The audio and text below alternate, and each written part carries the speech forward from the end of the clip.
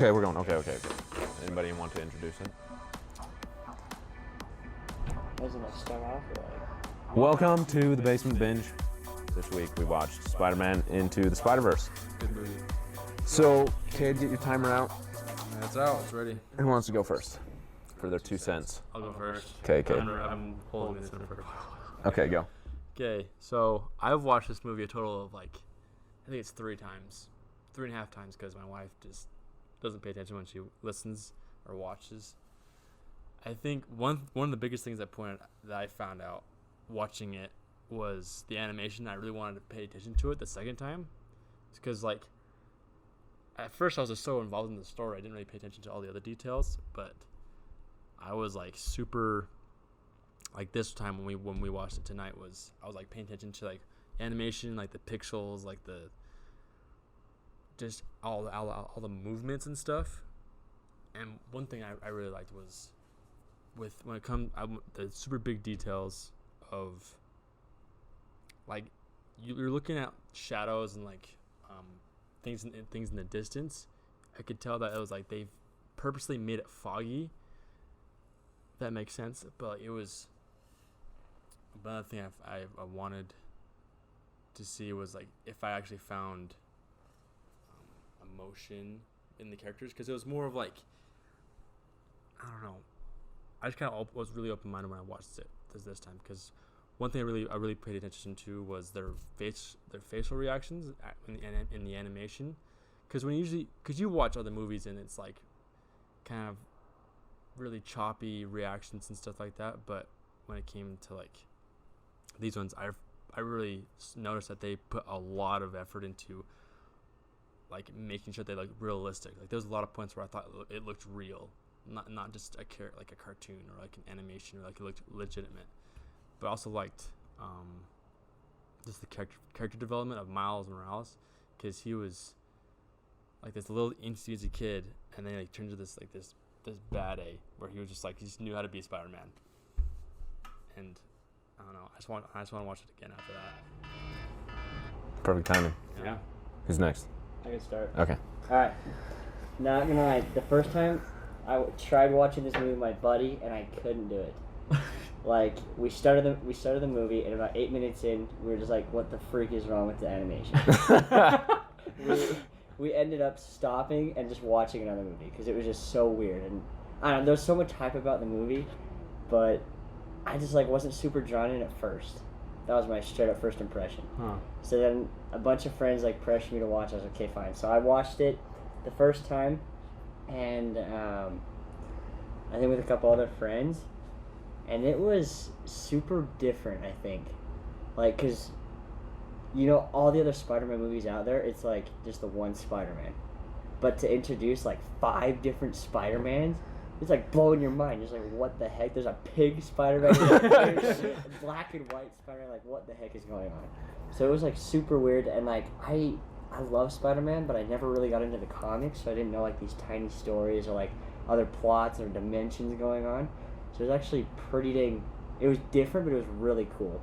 And now that I've watched it 2 or 3 times, I absolutely love it, because you kind of learn to appreciate each of the Spider-Men for who they are and kind of what they bring to the table. And so, and it helps you. I don't know. It just gives them each of them more of a personality. And also, especially in this movie, it just seemed they weren't so much I'm a superhero, I gotta act a certain way, but they were open to take off their masks. And Miles in the movie takes off his mask and talks to that one, his buddy who's he's boarding with. He just shows him his face. Dude, he's Spider. I don't know. It just felt they were an actual person and not just a superhero. And they just totally went all for it, and it was actually really cool. I really just totally enjoyed each of the Spider-Man and stuff like that. So I think this is a great movie overall. So You're done. Nice. All right. I like it. All right, Harrison. So I'm a huge fan of this movie. I probably will fanboy over it this whole time, because this is, no joke, my all-time favorite movie currently. I've seen this movie probably over 10 times. When I'm I need something to hype me up, I listen to the soundtrack, or I watch my favorite scene from the movie, and I'm yeah, Spider-Man! It just hypes me up.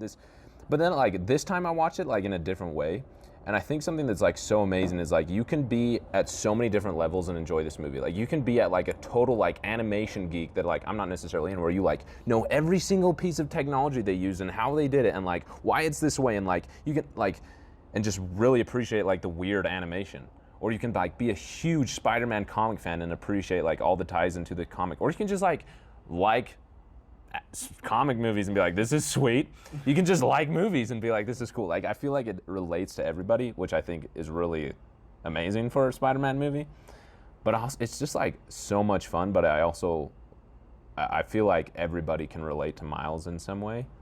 Like in the comics, it's a really big deal, and like in the movie that he's black, and like he's half black, half Puerto Rican. But like I'm not. I'm pasty white, but like I still feel like I relate to Miles and like the journey he has to go through to like the leap of faith. Just like one thing I noticed this time is like he's told that he'll only know when he's Spider-Man when it's a leap of faith, and he's like sitting on the building, and when he jumps off, his fingertips break the glass because like he's not quite like totally faux pas Spider-Man yet. Like he's not super good at releasing. Like he's still not relaxed. So when he jumps off, it purely is a leap of faith that his fingers still stick to the point he breaks the glass. Like I don't know. I noticed something. I was like, that is so many details that are just so fun. That's cool. I'm just kidding. But I have 8 seconds left. Yeah. But I don't have anything else to say, so I'm just gonna wait for 8 seconds. Okay, 2 minutes is not long enough. It is not. I didn't hear you guys talk. I was like, frick, I need like, oh shit! I need. There's so many other things I can I say. need to get the ball rolling. I need like 2 minutes to warm up, and then I can go. 2 minutes. Okay. So, any other thoughts? We got our 2 minutes out. Are we sticking to our I do have to say that I've noticed that the directors purposely made Miles Morales relatable to the point where his uncle dies and he like makes a leap of faith and he's now this super awesome Spider-Man. It's like you're like Spider-Man with him, like your uncle died with, like you're experiencing with Miles. That's what I thought. So if you guys had to like put your 2 cents into one sentence, what do you say about the movie? What do you guys think about the movie? Oh, and it's 2 sentences? Or no, just one sentence. One sentence. Okay. Do you have your sentence already? I think I do. Okay. There is no other movie that has ever been made like Into the Spider-Verse. One of a kind. I agree with you. I think okay. Here's my 2 cents. Spider-Verse broke borders and barriers that I will never get bored of. I agree.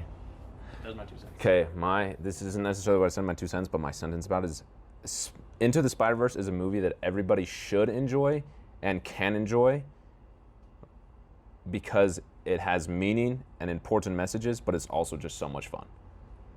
That's true. Let's go. It's just such a There's lot fun of really movie. Cool messages in there. Watching it again. So before we jump into the messages, we just want to talk about cool stuff that has nothing really to do with anything. It was just when you're watching, like, that's sweet. Or like, oh yeah, like, they put that in there. Or like, type of stuff. That's true. So I don't know if you guys noticed, so there's the part when Miles goes back to his parents' house to crash the night, right after he becomes Spider-Man. He meets Spider-Man. He's given the charge. He makes the promise to save the world pretty much. And so he goes back, and when he goes into the room, on the wall there's this, I don't know what it is. He has this red metal, a red ribbon and a gold medal, and then behind it there's this black. Oh yeah, I saw that. Yeah, it's this black circle thing, but it has these 2 white eyes. But it's foreshadowing to the Spider-Man later on. Of his Cause, suit that he of the makes. suit, because it's the black face, the 2 white eyes, and the red ribbon crosses the face. Oh, I didn't even think about that. That's so cool. I noticed. I was like, dude, that's Spider-Man. I didn't catch that. It was super cool. I saw that thing and I was looking at it, I was like, is that Deadpool? Like, what is that? What is that? And I was wait. The whole scene, I was looking at it and I was like, what is that? Why is that there? I'm sure it has meaning, but why is it Deadpool? Yeah, because it's just the colors. I remember it's the red, black, and the white. I was like, dude, that's his suit. Later on, and I don't know. I thought it was a super That's cool. so cool. Whoa, that's crazy. And I thought it was one of his moments of weakness too. He's so much is placed on his shoulders in that moment. It was wow, I'm the only one who can save. That's when he realized the entire I'm the only city right Spider-Man. And And now- he can't tell his parents, and he just feels so alone.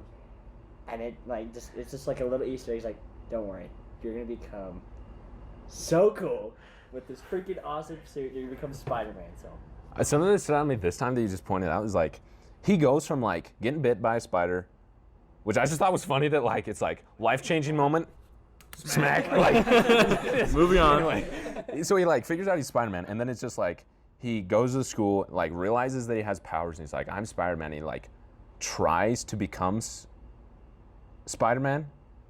Wait, no, I'm getting out of order. He realizes that he has powers, and then he just like runs away because he's afraid. And it goes from like, I got bit by a spider, I have spider powers, to like, boss battle level with Ultimate Green Goblin. Like, it's like, holy smokes, dude. And then he watches Spider-Man die, and it's like, all right, the trained dude who's been doing this for years, he died. But it's up to you. Like, holy smokes, you just like pounds on your shoulders. And then he goes home and he's like, what do you think about Spider-Man, Dad? And he's like, well, and it's like, just rip your guts out, why don't you? Before I forget, one thing was, I think, really awesome what you talked about when he like just smacks the spider off.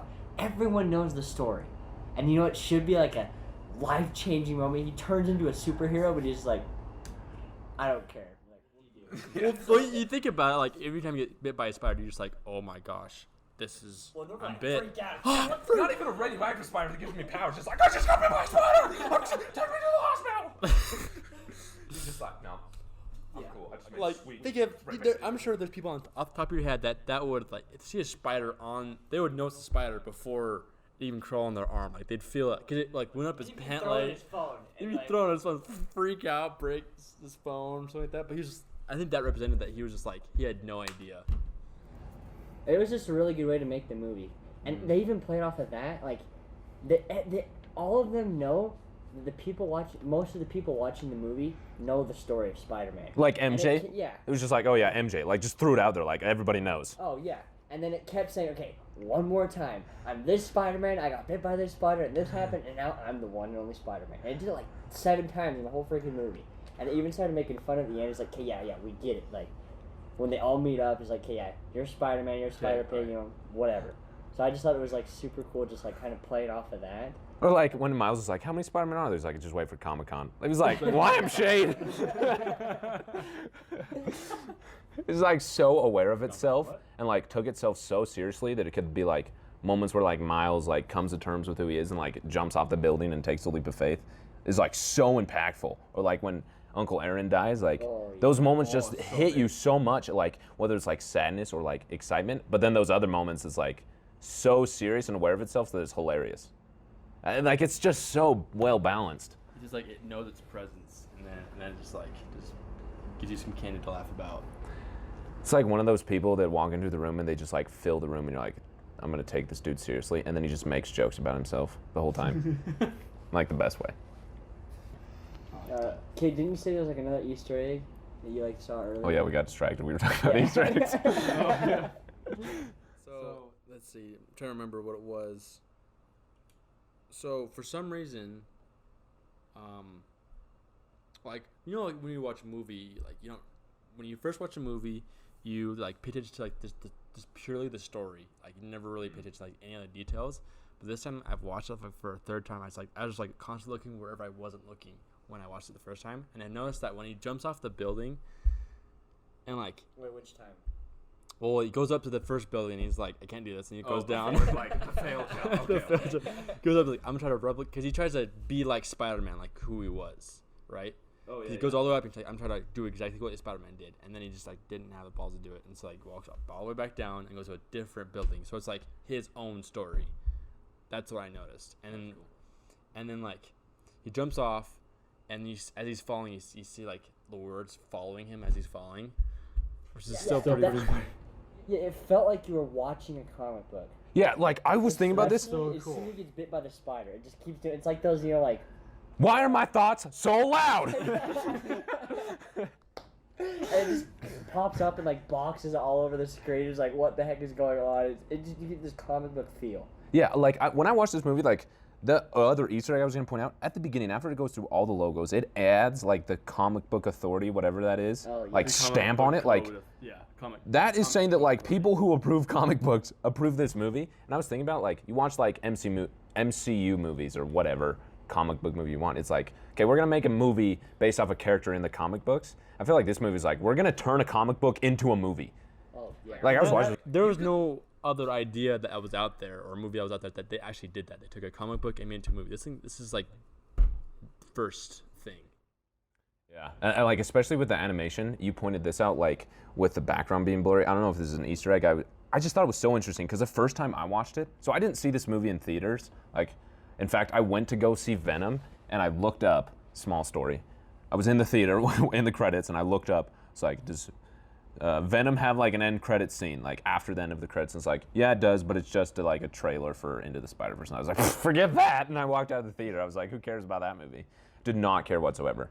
Then it came out like on digital or whatever, and it was on sale for like the 4K version on Vudu for like $4. And I was like, sure. Like my friends told me it was good. Why not? Like it's as cheap as renting it. I'll just buy it. It's 4K, whatever. I watched it. It's like, and then like part of me was like, this movie's sweet. And then the other part of me was like, what the heck is with the animation? Like my eyes hurt. I have a headache. Like it was so hard to watch. The beginning part of like the Columbia, presents this, and it's like all of the other like companies. It's all this like this weird like strobe like. And you're like, oh my god, what's going on? Like, I was getting kind of nervous when I first watched it. I was like, okay, what's going to happen? It's like the TV's going to blow up on me. Or like when he's watching Spider-Man fight Ultimate Green Goblin, and it's like just chaos. And it's like, how can people, like, why do people like this movie? And why is Green Goblin so huge? Or then like when he's in the car with his dad, like driving to school, I was like, why is it like so like weird? Like, it's like and those 3D glasses. Like, it's like 3D fail. Or like you want to watch a 3D and you like take off the glasses and it's all trippy and stuff. Does that make sense? Yeah, so Seeing two images like very closely to each other. Yeah, so it was driving me nuts. So I looked it up. I was like, why did they do that? Like, this movie's amazing. Why did they do that dumb thing? So it was totally intentional. Like, this is another how aware of comic books they were. So like back in the day when comic books were printed, like the printing, I don't totally know how it works, but like something would happen where the picture would get misaligned, or like older comic books, you look at the comic book and it's totally a mistake that like the colors in the black and white, however it works, are misaligned.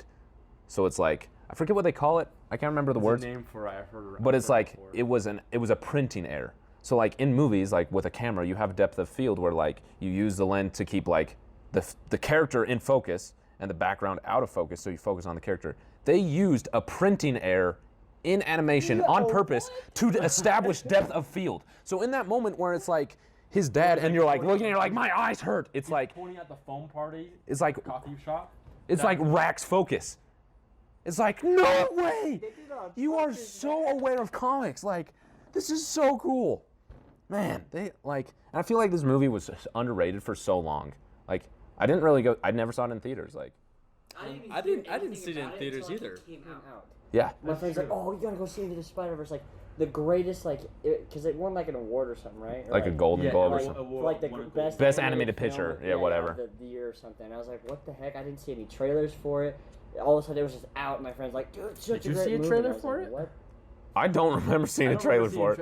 I saw, remember like, the hearing about it. billboards on the freaking, like, driving to work. I see it on a Oh, billboard. Or like at the like theater. Spider-Man and Yeah. Miles. It's like Yeah, Peter and Miles. yeah. He's He's like giving him advice or something. Like, I know there's like a billboard out in Tooele that has it. I was like, what the heck? What the heck is that from? There's like 2 Spider-Mans? What is going on? Okay. And because when I saw that billboard, I was like, okay, that probably ruined the movie for me. But that had nothing to do with it.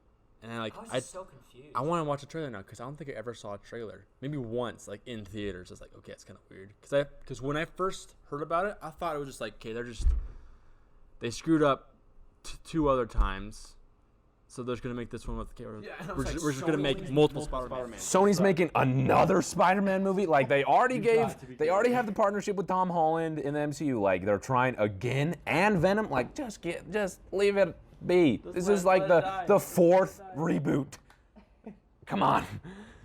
Then you watch it, and you're like, this movie is amazing. It's like very separate from the rest of it. It was not an attempt to make another Spider-Man movie. It was like it was so different. Oh man, we're getting so I know sidetracked. this is like another Easter egg, but like, I just noticed, like the whole story in like the Amazing Spider-Man movie, how like Gwen Stacy and like her dad was like a cop. I don't know, with this Miles thing and his dad was a cop. And they even like kind of hinted about that in the movie with the Gwen, like the Spider-Gwen, on how she had like saved her dad and he was like a cop and everything. It just felt like it's all just like related somehow. it's like the same story. We all know the story, but just like But different twists slightly on different. it. Because Yeah. What makes it super cool. It's like Peter Parker is Spider-Man, and now Gwen Stacy is Spider-Man, but Peter Parker is a bad guy, and Gwen actually accidentally kills Peter Parker. It's just the comics that I never read, but it's like you get to It's see so crazy too. And like, I forgot what I was gonna say, but it's crazy. It's crazy cool. It's, Crazy. it's, I don't know what I was gonna say. someone turn off the collider. My train of thought died. Train wreck. Oh my gosh, what was I gonna say? It was a sweet thought. Now it's not sweet sweet anymore. Moment of silence. I don't remember. Yeah. Okay, so I'm going back. Gosh, what was it? Oh, I don't remember. Oh. Nope. Still not coming. Let's move on before I What I want to point out is like the way they did like the textures and stuff throughout the movie is that there was textures, because whenever you look at like a movie, whether it's like animated or it's like real live action, like they try to make it as smooth as possible. Like if you notice like the way his Miles' skin is, or like a shadow on a book, it's like lines, like very obvious lines, or like very like just like dots, like you can definitely like tell. the comic book dots. I don't know what they're called, but like. Yeah, there's a word for it, but like you could definitely tell like it's that feel, so it looks like you're just like flipping through pages, kind of thing, you know. And like the way it was animated too, we talked about this off the mic, whereas like they animated like the character in one frame or whatever in one section, and then the background in the next. So like every point in the movie you can pause it and you get a beautiful picture, like something that could blurry be or a transitional like frame. yeah, something that could be printed on a comic book page or like on your wall, like something that's like really beautiful artwork or like super sweet comic book pages, which is cool because in the movie they add hand drawn, like pretty much I'm gonna call the comic book panel like on top of the 3D animation, just like randomly. That's what they did. They like there's like my favorite one is like when Miles jumps the train, it like freezes and goes like way yellow super quick, and Yeah. it's they're all hand drawn. Those when moments. Zoom in on like Prowler's claw when he like Yeah, knocks yeah. him out when he's chasing Miles. Or like they punt certain punches. Oh yeah, or like when he's escaping Doc Ock and like he's learning how to like use his like webs the first time. Oh, yeah. He jumps off the log and it does like this kind of freeze. Yeah. thing. It's like Yeah. that. Like you could have paused it and like you see the different Miles like drawn lighter. It's like that would be in a comic book. It's so cool. that he's jumping out. Yeah. Or like when there's points I thought was really cool. I had noticed this the first time. This is what I wanted to say, my 2 cents, but I couldn't think of it because I was super nervous. So there's a point when there's some points when they actually talk, or like they knock, or they make an action, and that there's like these little lines that come out. Onomatopoeia where it's like the bagel. There you go. Best thing.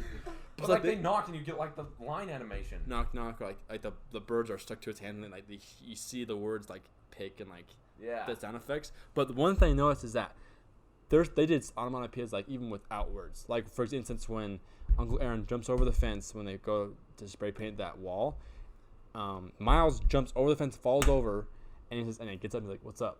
And then you see these lines come out like of Uncle Aaron's mouth, as if like he like kind of like laughs, like just for a split second, and then he goes into it. It's like Yeah, it's awesome. But like to go with the bagel thing, in case no one like caught it, there's a part when they break into the labs of to like go make a new, what is it called? The goober. Goober, yeah. Yeah. And they steal like the computer, and as they're walking out, Peter Parker grabs like a bagel, and then they're trying to act calm, and then like all the scientists like figure out what the heck's going on, and they're like infiltrate or whatever. So they start running out. So Peter hands the bagel to Miles. Miles throws it back at the scientist, and it hits him in the head. Just says bagel. It's so funny. Oh, it's so great. Yeah. I think they make fun of their onomatopoeias. Yeah, Like it's awesome. them doing. Yeah, it's so funny. Or like the thwip, and he's like, thwip and release. Thwip, and it's, who says thwip? Like, oh, it's so funny. Okay, so. Or like it was he's invisible and trying to figure out the password, and he can't figure it out, and then it's like he's invisible and you see the invisible like question mark come on his head. It's like organize your desktop, lady. It's just so funny. Or like this movie's genuinely funny too. Like that scene, we rewinded it, so we saw it twice. Where he like grabs, he's like, "I got good news. We don't need the monitor." Like, it's just so funny. I realized that he wasn't. He was running and he takes a monitor, It wasn't smooth. It was just like kind of He just like forces it backwards, like comic book style. Like in one frame he's holding it, the next frame his arm's back and it's just gone. so that this was like a comical part. It was Yeah, funny. it's so funny. That was really good. Okay, so this, I don't know if this is an Easter egg. I don't know if we want to talk about it now or later when we fall in, but like, it's a question I have that I still don't know if I totally have the answer to. I have a lot of like messages and themes that like I love about this movie that I picked out, but I still can't quite like figure out like, what is with the whole no expectations / high expectations things. Like, I know it's really important, and I know they're trying to say something about it, and like, I think I'm almost there, but I don't want to say what I think yet because I want to hear what you guys think. Should we save it for when we fall in? I think. Yeah. Okay. That'll get deep. Okay. So any more Easter eggs that we want to talk No, about? I think No, that's I all I can got. Okay. So, all right, we got to pick our poison. So this is a section we picked out where it's kind of our personal rating of the movie, where we decide we would never buy, or we would never see this movie again. But maybe not that extreme. Like, oh, it was a good watch, but I'll never watch it again. Like, I don't necessarily hate it. Kind of genre. Or I'd rent it, whether on Redbox or some streaming service. I'd pay a few bucks and just watch it, once or whatever. Watch it again with some friends or something. Yeah, with friends. Or And then the third one is buy it. So never again, rent, buy. Okay. Kelvin, you go first. Alright, this is a definite buy, dude. Like, every time. Because, like I said, like, when I first said, the first time I watched it, I was freaking annoyed. We couldn't watch it. The animation was too freaking weird. And so then, like, I actually finally watched it, and then I've watched it, like, 2 more times since. And I know I'm going to keep watching it, because each time I've watched it, you get to kind of appreciate each of the different, like, things they have. Like, the onomatopoeia and stuff like that. And so, I think I'm going to keep picking up on stuff, and it's just a great movie. Freaking hilarious. Great action. Great character arcs, everything. So, definitely buy. All right. Got one buy. Okay, I'll go next. I would definitely buy. I think mine should count as 2 because I've technically bought it twice. I bought it streaming, and then I bought the Blu-ray for other reasons that don't need explaining. And like, I agree with Kelton. Like, one, it's just a straight up good movie. Like, good message, good acting, good story, good characters. And like, everything about a good movie is there. But then on top of that, it's a movie that like, the more you watch it, the more you enjoy it. Or like other parts of it you enjoy that you like would have missed and only seen it once. Again, definite buy. In fact, definite buy twice. 2 buys. Okay. I'm buying it. I'm making it complete. Everybody go buy this movie. Everybody buy this movie. But like, I think the reason to buy it isn't just to like want to watch it again, but it's more of to me, Spider-Verse is like a classic. Like, you can just watch it again and again and again, because like the storyline, it's good in itself when you watch it the first time, but it has all this extra material just drooping off of it to where you can watch it again and again, and you can just notice stuff and find out and like joke about it and things like that.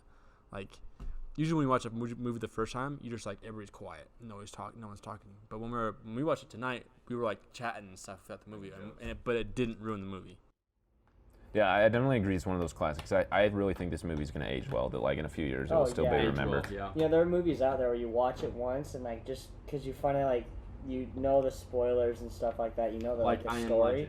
It's harder to watch after because it's like you kind of lose that suspense because you know what's gonna happen. Yeah. But just because like the emotion portrayed in the animation and like the good acting, the soundtrack, it just like totally gets you sold.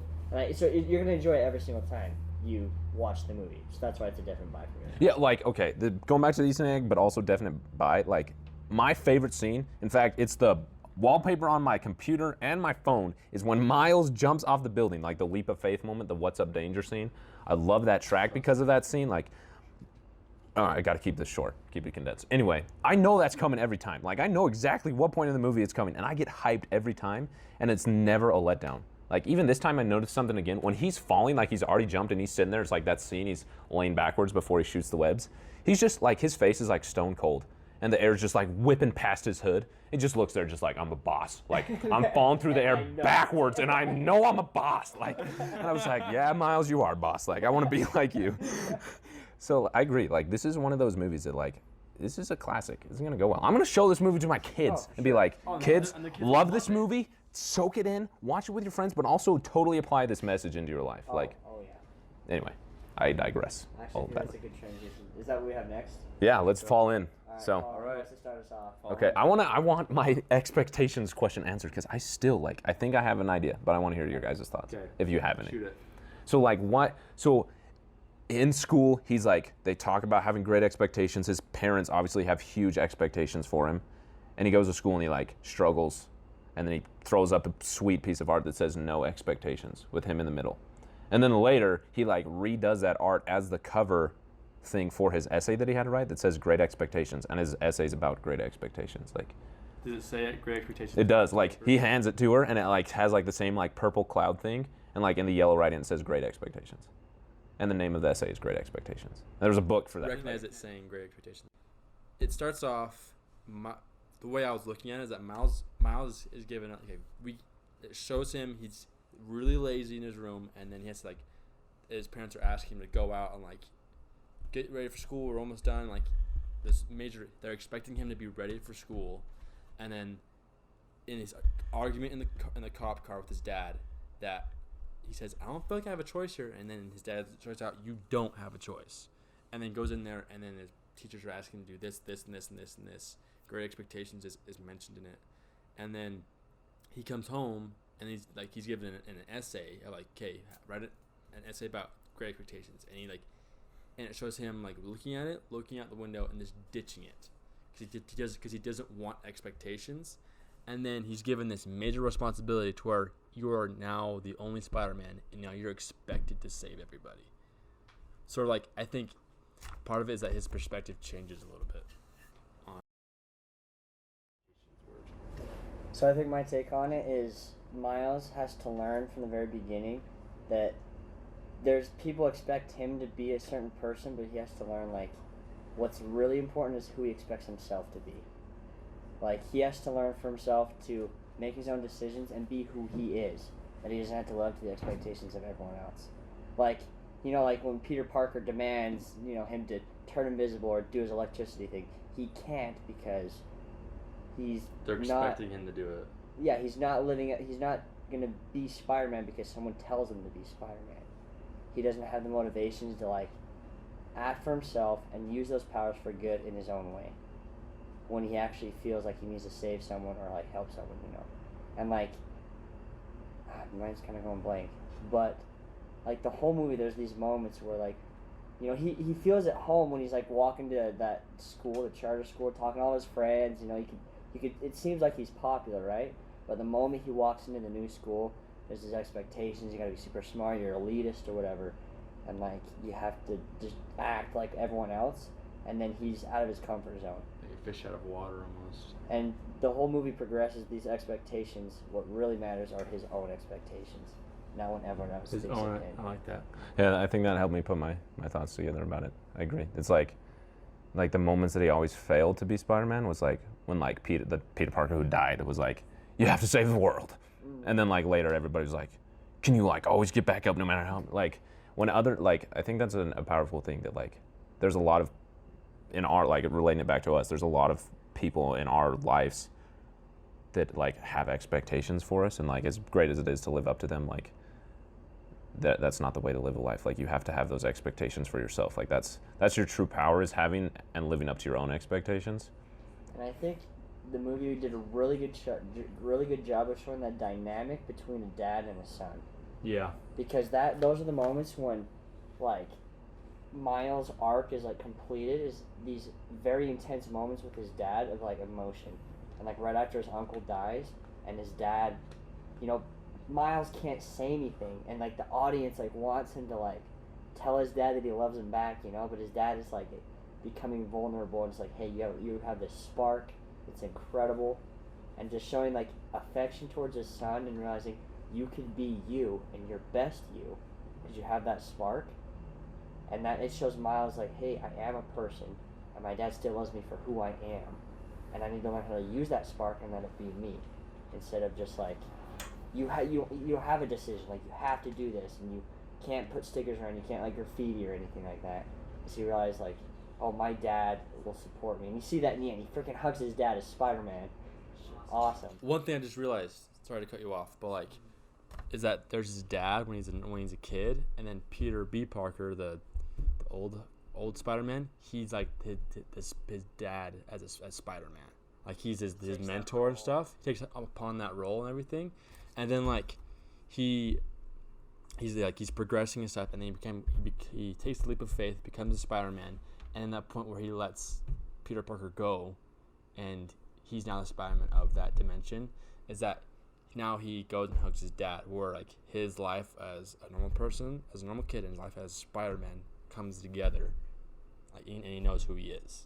That moment, I feel like that was like a huge, like it's awkward and funny, but like that point where like that completes that hug, I feel like for me completed Miles' arc. Where now he, like his life, and he gets bit by the spider, and it splits to where he has these two lives, and now he's able to bring them back together. I think it's also cool too, because like as much as like it's important to like live up to your own expectations, like he also chooses to live up to the expectations his dad and everybody else puts on him. Like he chooses to save the world, which is like the expectations people were putting on him anyway. I love that scene where his dad comes off. It's like I think it's really cool framing too in the movie and the animation. Like that's the first point like towards Miles that his dad like crosses the halfway point of the frame. Like when his dad and Miles are in the same like frame together, they're always like divided by the halfway mark, and his dad never crosses that line towards Miles, and like that's the only point that he does. Like that's the first time that he does, which I think is really cool, because then Miles is like that's the thing that like gives him his venom blast and like helps him become Spider-Man and finally take that leap of faith, is like knowing that his dad believes in him, and like knowing that his dad has these incredibly high expectations for him because what he sees in him. I think it like helps him. Let me rephrase it. I think it helps him have those expectations for himself.